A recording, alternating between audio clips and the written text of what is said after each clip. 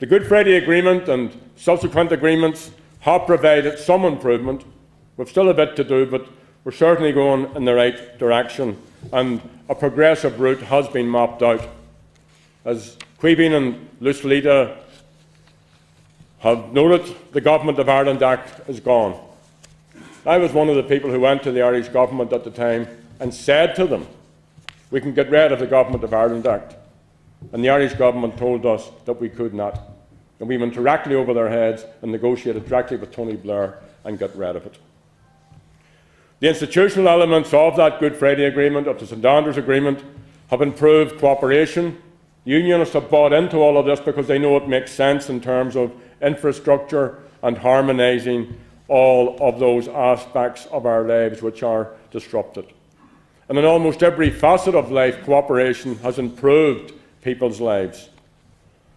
Underlying our approach is the objective of a republic and the values which are at its foundation.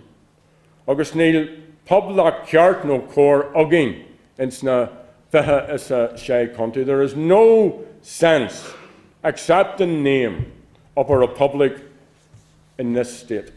There never was. Certainly not in terms set out in the Proclamation of 1916. The Republic guarantees religious and civil liberty, equal rights and equal opportunities to all its citizens, and declares its resolve to pursue the happiness and prosperity of the whole nation and all its parts, cherishing all the children of the nation equally. So a republic is based on citizenship, on citizens' rights, the right to a job, to a home, to a decent standard of education, to health care, the right to live in a safe environment, to equality in the Irish language, and to participate fully in the democratic process. A republic is about the right to equality and parity of esteem for all cultural traditions and of those from all faith communities and none, for travellers as well as for settled people, for disabled people as well as fully abled people. And that's what Sinn Fein means when we talk about a republic. We need a single currency. We need democratic control over Irish monetary and fiscal policies. We need an equitable and progressive tax regime, including a common VAT regime, a harmonised income tax and a corporation tax. We need a fully integrated energy, transport and intelligent computer technology infrastructure to support the growth of island-wide prosperity based on the principles of environmental sustainability, universal access and quality service. We need all-Ireland regulation of public and private sector business to ensure protection of the economic interests of the people of this island. We need all-Ireland enterprise agencies and economic planning to build a competitive and sustainable economy. And there are lots of other measures open to an Irish government if an Irish government was up to the task. For example, planning for the future, and this has been put by our Dáil team. An Irish government could commission a green paper on Irish unity, and such a paper would address all aspects of this democratic project, including its political, social, economic, cultural, legal, administrative and international dimensions. And the idea and the aim would be to identify steps and measures to promote and assist a transition to United Ireland and to develop detailed planning for a new state and a new society in which all people could share. There could also be a joint committee of the Oireachtas on Irish unity to monitor and assess and report progress. There could be a Minister of State with a dedicated responsibility of driving forward and developing policy options and strategies to advance the outcomes of a green paper. These are all simple things that a government would do if it had the will to do so. So it doesn't do it.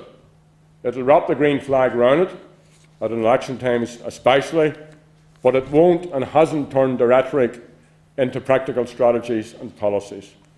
So that's over to us and to people of like mind, and there are people in all of these political parties in the Dáil who would share our view on this. So we are the people who have to give leadership and to set the example. We must, to do so, get back to articulating with them, not with ourselves, with them, the core Republican values and to explain what these mean. Now, we also have to reach out to unionists. Most of the mayors or chairs here preside over councils that wouldn't let us in 10 or 15 years ago. Most of our mayors and chairs are very magnanimous and generous, whatever they think about the people there, in terms of reaching out and dealing with our unionist councillors on the basis of equality.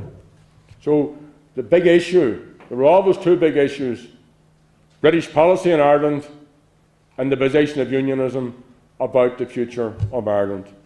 So we have to reach out to the unionists and we have to persuade them that they can be full citizens and that offers greater hope for prosperity and a better future for them. And we also, and this is a big thing for us who have been on the receiving end of it for a long time, we need to address their real fears. We need to appreciate, whether we like it or not, that many unionists have real fears about the future. And we have to listen and try and figure out a way of dealing with those when they are genuine fears. The city that I live and work in, there is more work being done by Sinn Féin councillors in working class unionist neighbourhoods than at any time in my lifetime. Sinn Féin councillors are chairing meetings in heartland unionist areas like the Shankill. Alec Maskey attends meetings in the village. Martin McGuinness was in East Belfast just 2 weeks ago addressing a packed meeting. And every single day, our people, our representatives, are working with people from those unionist working class communities, and by example showing them that we're fair and that we will never do to them what their elites did to us over the years. We also have to find ways of accommodating. I'm meeting with the North and West Marching Forum next Monday. Find ways of accommodating. We're the people who have the national flag. Orange is one of our national colours. Of course we won't put up with triumphalistic marches. Of course we won't let our communities be walked over.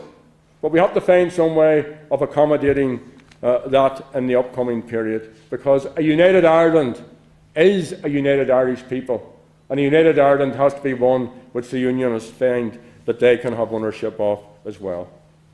So that's what it's about. That's what it's always been about. Since Irish republicanism was founded 200 years ago, it's always been about citizenship and citizens' rights and the entitlement of human beings to prosperity and human happiness. All that has come since has made that more difficult to achieve. But as I said earlier, never was there a more necessary time for Republican politics than this time that we're living in. Luke Kelly, in his wonderful song, Poet and Poem, For What Died the Sons of Roisin, we would say in more gender-conscious times, for what died the daughters and sons of Roisin. And he laments the faceless men who for mark and dollar betray her to the highest bidder. And that's exactly what's happening, even as we sit here this evening. The faceless men who for mark and dollar would betray her to the highest bidder. So there is a different way, there is a better way to tehi to slee nís far.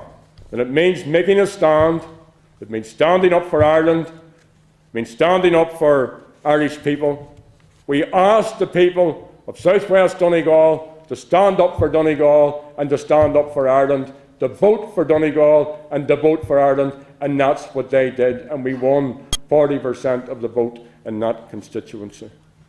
So let's make all of these issues a priority. And when you win is when the ordinary citizen takes them as him or her priorities as well. So this is not just about dreaming about a united Ireland. It's not just about singing about a united Ireland, although it's a good thing to sing. All these things are important and have their place in the scheme of things. But we have to be active. And the difference between dreaming and success is doing. So find some way to do it. Find some way to be part of the engagement. And remember, every little step, this meeting has made a united Ireland more of a certainty in a shorter time frame. And if you go, every single person here just goes and talks to one other citizen, that's twice the number of people in this hall. And that's how you do it. There's no other way to build struggle except through education, tandem with other people, and building partnerships. And remember this, there is nothing that we cannot do. There's nothing that we cannot do if we set our aim to doing it. So folks, let's go from here tonight and let's do it. Go to Míle Mágat.